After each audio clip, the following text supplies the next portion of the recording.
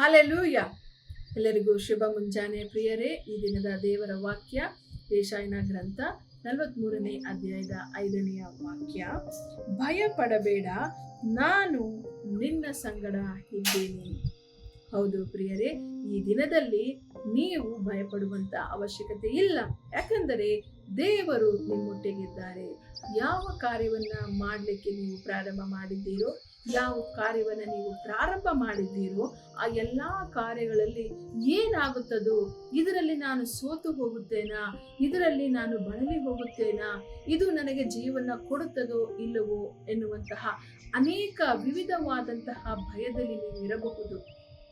ಆದರೆ ದೇವರು ನಿಮಗೆ ವಾಗ್ದಾನ ಮಾಡ್ತಿದ್ದಾರೆ, ಭಯ ಪಡಬೇಡ, ನಾನು ನಿನ್ನೊಂದಿಗೆ ನಿನ್ನ ಸಂಗಡ ಇದ್ದೇನೆ. ಹೌದು ಪ್ರಿಯರೇ, ದೇವರು ನಿಮ್ಮೊಟ್ಟಿಗೆ ಇರುವುದರಿಂದ ಭಯ ಪಡದ ಹಾಗೆ ನೀವು ಮಾಡುತ್ತಿರುವಂತಹ ಕೆಲಸ ಕಾರ್ಯಗಳನ್ನ ದೇವರ ನಾಮದ ಮಹಿಮೆಗಾಗಿ ಮಾಡುವಂತವರಾಗಿರಿ. ದೇವರು ನಿಮ್ಮನ್ನ ಒಳ್ಳೆಯದಾಗಿ ನಡೆಸುವಂತವರಾಗಿದ್ದಾರೆ. ಪ್ರಾರ್ಥನೆ ಮಾಡೋಣ.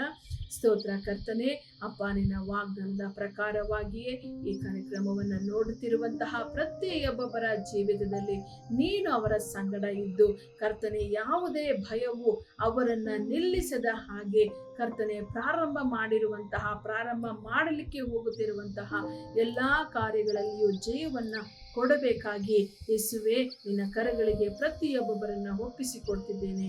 ಎಲ್ಲರನ್ನ ಆಶೀರ್ವದಿಸು, ನೀನೇ ನಡೆಸುವಂತವನಾಗು. ಯೇಸು ಕ್ರಿಸ್ತನ ನಾಮದಲ್ಲಿ ಪ್ರಾರ್ಥಿಸಿ ಬೇಡಿ ಹೊಂದಿದ್ದೇನೆ ಕರ್ತನೆ, ಆಮೇನ್.